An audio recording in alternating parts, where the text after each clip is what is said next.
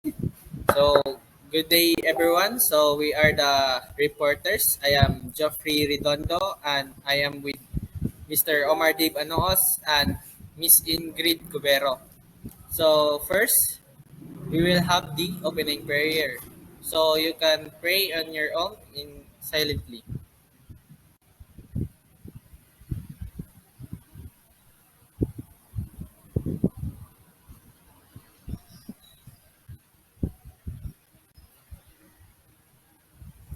So, before we will go to our discussion, we prepare an short activity, a jumble word.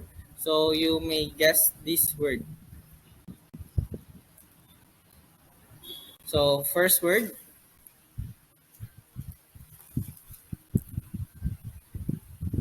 so it is science. The next word,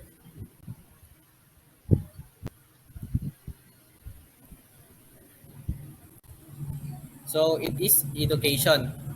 And the last word,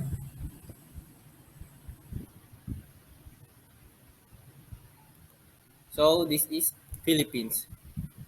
So as the word as the three words, you what is you can what is our topic for today? So our topic for today is science education in the Philippines. So Mr. Omar Dave Anoos will start the introduction of our topic. So thank you, Mr. Redondo. So now we are focused on our specific topic, which is the science education in the Philippines. Now, first, before we tackle in this specific topic, so it was the objectives that the discuss the concept of the science education and identify the schools that establish and promote the science education in the Philippines. Now, let's go on our topic. What is science education anyway? For the word itself, science. So science is a systematic procedure that composed of the scientific explanation at the same time different kinds of concepts and theories that will involve in our everyday life. Now, it was in line in the education, which is in the science education, is more on about the curriculum or the subject science that was teach in both first and the secondary education, at the same time the tertiary in the basic education and the higher basic education level. Now, we are more focused on the science education in the Philippines. Now, first, in our introduction, the Philippines is known as the Perlas ng Sinilanganan. So for the word itself, Perlas ng Sinilanganan, so a country who is rich in natural minerals and fantastic view. At the same time, as we all know, Philippines is also rich in different kinds of culture and different kinds of food.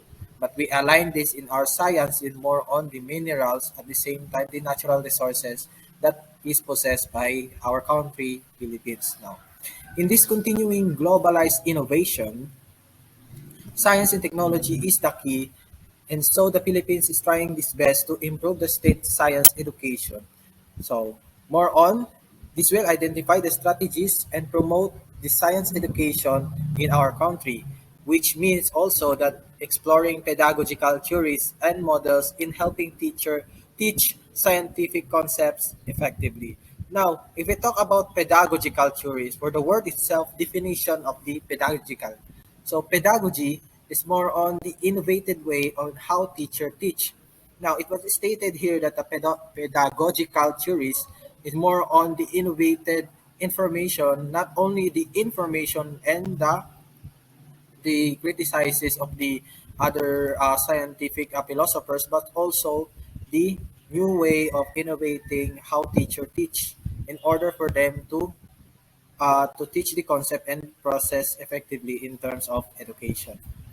Now, the concept of science education. So, science education, just like I said lately, is more on focuses on the curriculum science, which is more on the explanation and the systematic procedures, which also involves in teaching, learning, and understanding. But not only these characteristics will be learned while meanwhile we are discussing about the scientific education, but also the cognitive knowledge and the seven pillars of the cognitive knowledge, which is composed of the understanding, analyzing, and etc.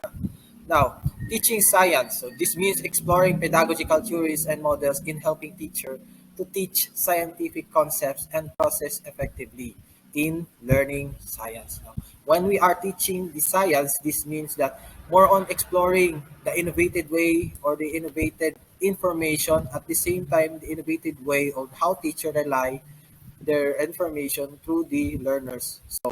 In this in this topic, more on the pedagogical theories that helping the teacher to teach most scientific concepts in a simple way that the learner can easily adapt the specific knowledge in terms of the curriculum, science, and education. Now, understanding science implies in developing applying science process skills and using science literacy in understanding the natural world and activities in everyday life.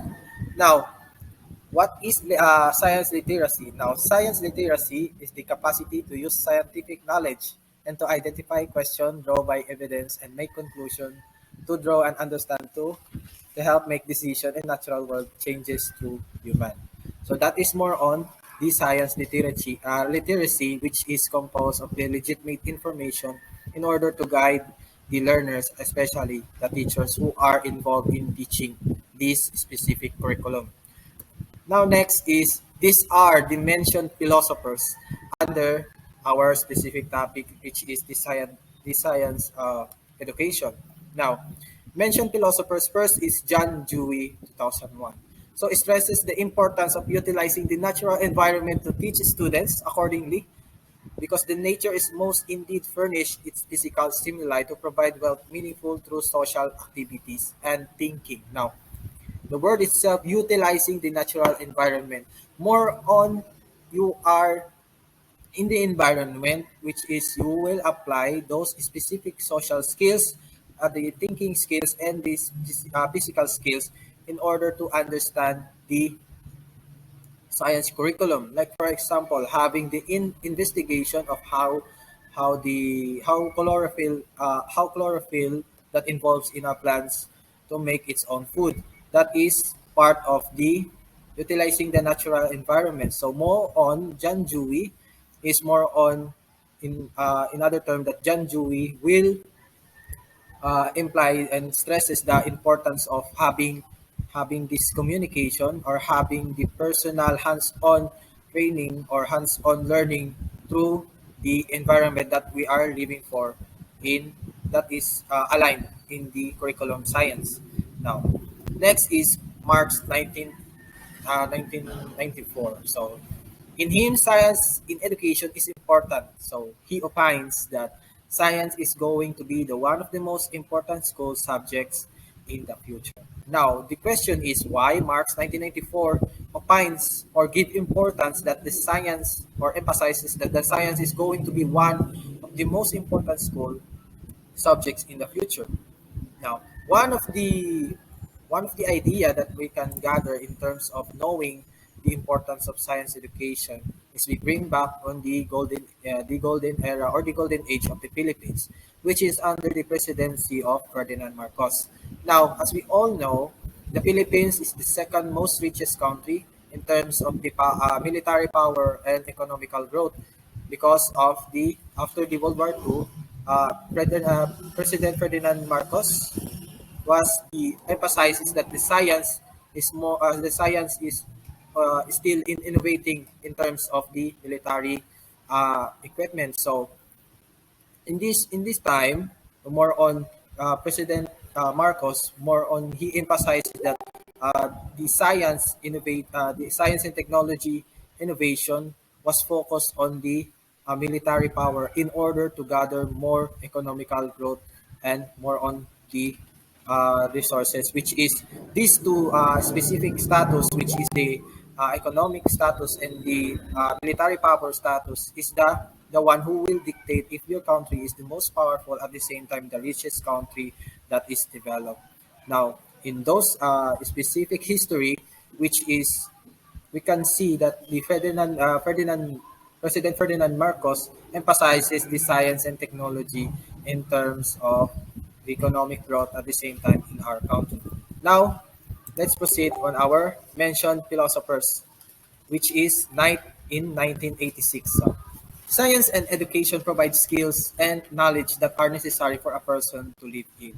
So, as the age of science, and to develop a citizenry which will meet the goals of the science in the society. So, Knight emphasizes that the science education should provide skills and knowledge that help the people survive.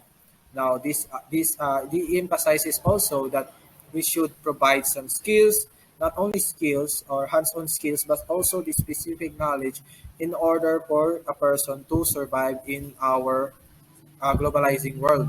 So, as the age of science and developed citizenry will meet the goals of the science in the society, which is also, he emphasizes that the technologies, the innovating science and technology through education will help not only ourselves but also bring uh, contribution in our society, not only for our society but also in our economy.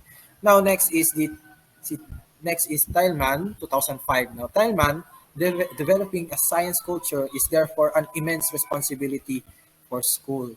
So Thailand is giving warning in every schools that are in every school, especially on the Department of the Education, that developing a science culture is an immense, for the word itself immense, it giving us the higher authority or more on the heavy responsibility in every schools, because the school is responsible for every information, especially in science culture, that we will adopt as a learner now.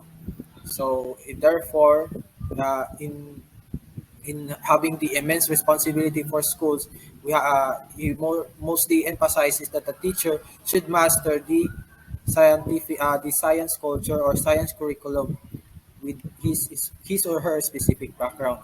Now, next is science education in basic and tertiary education. Now, basic education. Basic education, education helps students learn important concepts and facts that are related to everyday life. Now, as we recall in our old subject, especially on science, which is involved in the biology and the aspects of our daily life, which is more on the explanation about how living things exist, and also these specific parts which compose of the scientific information and explanation. Now, Harrell and Campo 2023, Midor, and Work and Grulman into 2023 are one of the person who emphasize it. Now, including the important skills such as, so these are the skills that are most important, which is processes skills, critical skills, thinking skills, also in copy up in the daily life activity.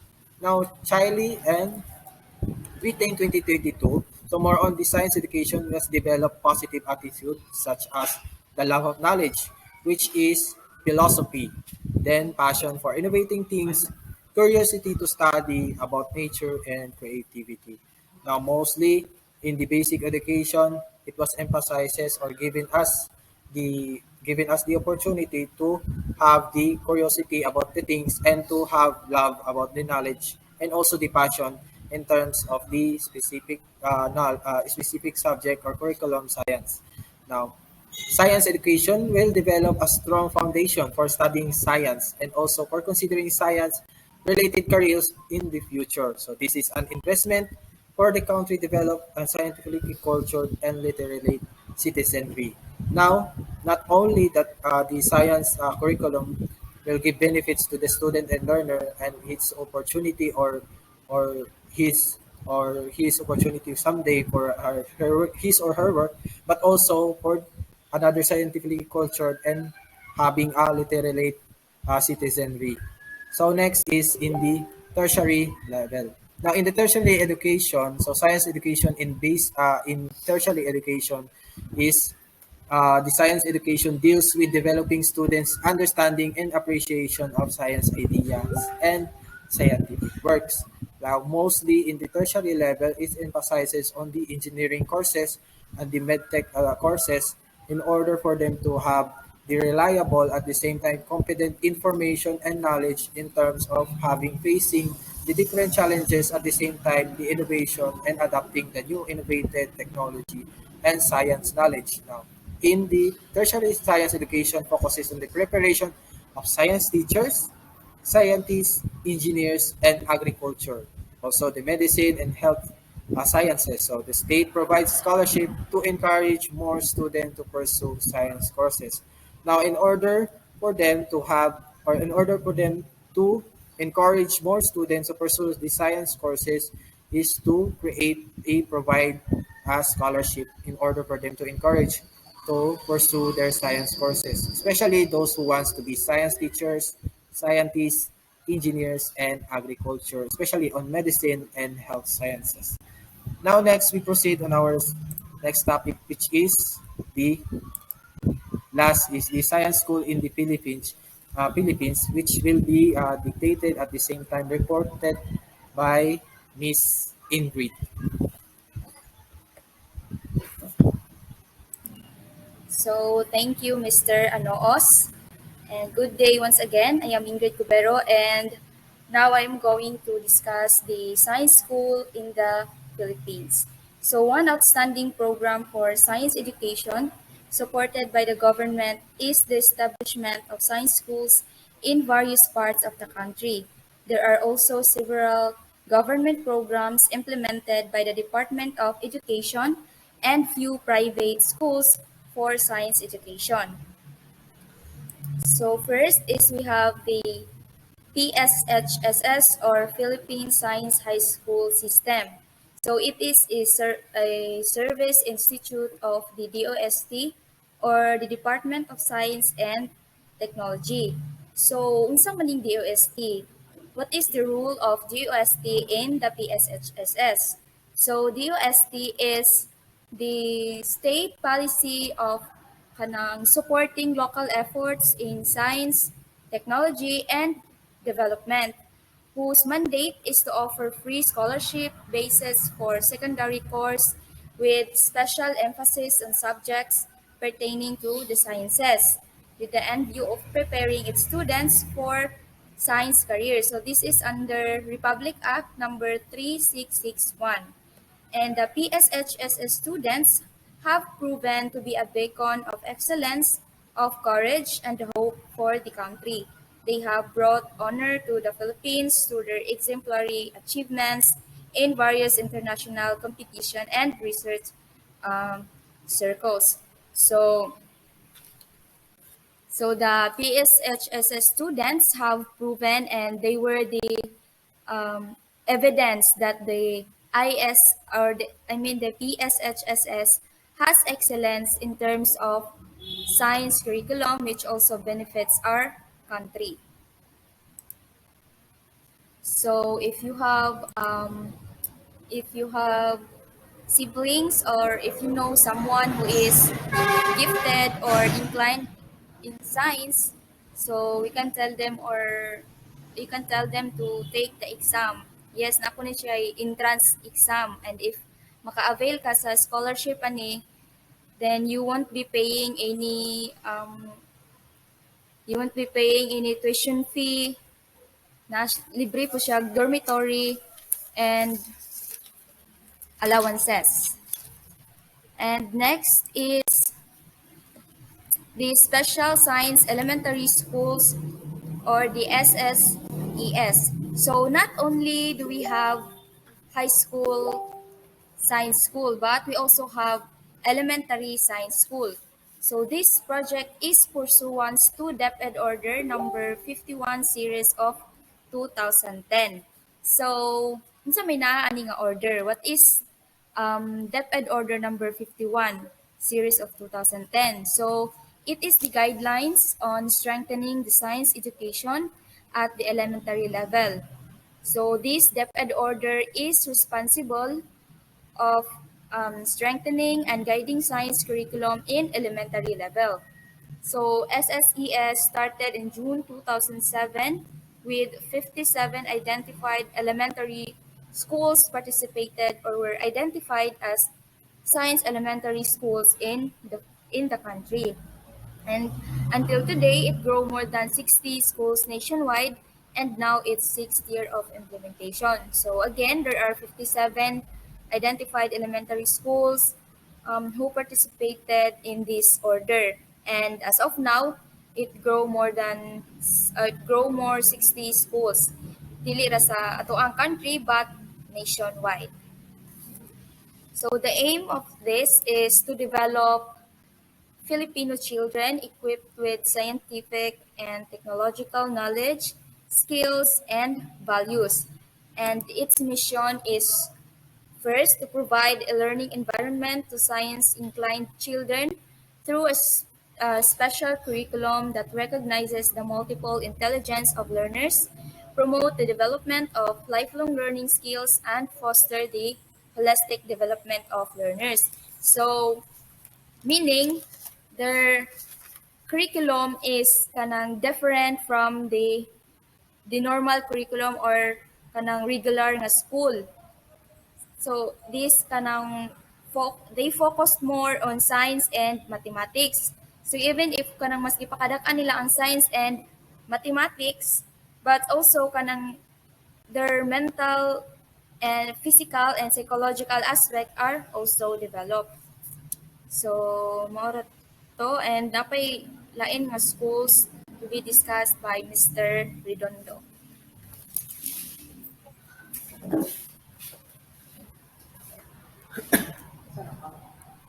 So thank you, Miss Ingrid. So I will continue the discussion. So the next school that I will discuss is the Quezon City Regional Science High School. So as you can see in this picture, this is the Quezon City Regional Science High School. So it is established on September 17, 1967. So this school is originally named Quezon City Science High School. So wala ni regional. But in 1999, it turned into Regional Science High School. So nahimo na siyang Quezon City Regional Science High School for the National Capital Region. So this school uh, has the it has curriculum focuses on science and technology. So sa pangan palang daan sa school no nga Quezon City Regional Science High School. So mag-focus din sila sa science and technology. So this school still teaches the basic education courses prescribed by the DepEd for secondary education. But however, there are additional subjects in science and technology. So kay kani nga school kay ga-focuses man ni siya og science and technology no. Pero magkuan gyapon sila mag-teaches gyapon sila basic education courses nga sa nag-prescribe sa DepEd. Pero kay ga-focus man sila sa science and technology, so may additional subject para adto nga para sa science and technology. So the school envisions to serve as a venue in providing maximum opportunities. So kani nga school nag-envisions no nga maka-serve sila og kanang maximum opportunity para sa mga students nga gifted sa science and mathematics para maghatag sila maximum opportunity para mo-develop ang spirit of inquiry and creativity sa isa ka student nga na talent or gifted sa science and technology. So, this school is well supported by the local government unit and the PTA. So, we all know what is PTA is. So, this is a Parent and Teacher Association.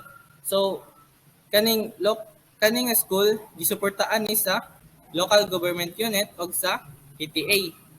So, this school is under the Department of Education. So, kaning siya nga school na under Japanese DepEd. So, we go to the next school, which is the Manila Science High School. So, this school is established on October 1, 1963. So, kanina nga Science High School unay kinaunhan sa Philippines. So they are the first science high school in the Philippines. The school organization and curriculum puts more emphasis on science and mathematics. So para sa nauna nga kuano kay sa mga nilang science high school, so mag focuses or mag puts more emphasis din sila sa science and mathematics. So additional yung in ang humanities courses and other electives are included in the curriculum. So naabot sila yung humanities courses and other electives kay ang aim magod aning school is kanang to produce scientists with soul. So mo na lang aim mo tong nabot sila course nga humanities and other electives. So para sa gi-discuss ni Miss Ingrid no sa Philippine Science High School System na kaning Manila Science High School nabot na sila entrance exam. So ang entrance exam ani nga school gitawag nga Manila Science High School Admission Test or MS-AT. So MS-AT has 5 parts. So aptitude test in science, aptitude test in mathematics, problem solving test in science, problem solving test in mathematics, and proficiently in English. So as you can see, nag-focus ang ilang test no sa science and mathematics kay mo may focus sa school and napo siya proficiently in English kay ang science o mathematics kay magamit man sa English nga language. So na English. So kani nga school may basihan no kani nga entrance exam dapat mo take ani before ka enroll ng ani nga school. So this will tell if kang suited ba ka aning mo enroll aning nga school. Next, the school prides itself for producing outstanding alumni and for winning various national competition. So garbo ni sa school no nga makaproduce sila mga outstanding alumni and also winning various national competition. So mo ni garbo ani nga school. So we go to the last school, which is the Central Visayas Institute Foundation. So as you can see in this picture, so unsa may yung nabantayan. So ang location na ng school is nasa Hagna, Bohol. So this school it is a home and pioneer of prominent school-based innovation known as Dynamic Learning Program or DLP. So what is DLP? So DLP is a synthesis of classical and modern pedagogical theories adapted to foster the highest level of learning, creativity, and productivity. So it is a classical and modern pedagogical theories no nga nag-adapt para ma-nurture ang highest level of learning, creativity, and productivity. So, the school takes pride in its Research Center for Theoretical Physics or RSTP. So, what is Research Center for Theoretical Physics? So, this is which organizes small international workshop to foster informal but intense exchange of ideas and perspective on outstanding problem in physics and mathematics. So kaning pasabot din ang kaning RSTP kay mo ni siya moy kanang nag-organize og small international workshop no para sa mga to foster nga mga ideas for the outstanding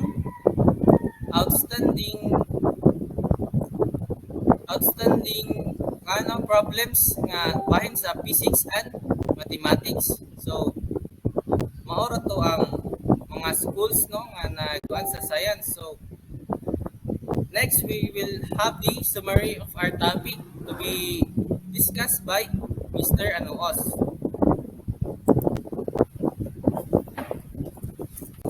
So thank you. Mr. Redondo. Now, in the summary of our topic, which is a discussion of the science and technology education in the Philippines. Now, just like I've said before, the Philippines wants to improve the capacity for science technology. So in this case, in order nga ma-improve mga students and also their potential, so main drive nila ng mga through education. So usually sa high school, colleges, also the secondary and tertiary level. Now, in this case, to put it into the perspective, more on the government is prioritizing these specific schools na dapat proficient ang mga students sa science, math, and English in order for them to improve the society and our country development through the science curriculum and the science technological innovation curriculum. So that is all the summary. So thank you and have a good day. So those are the specific topics.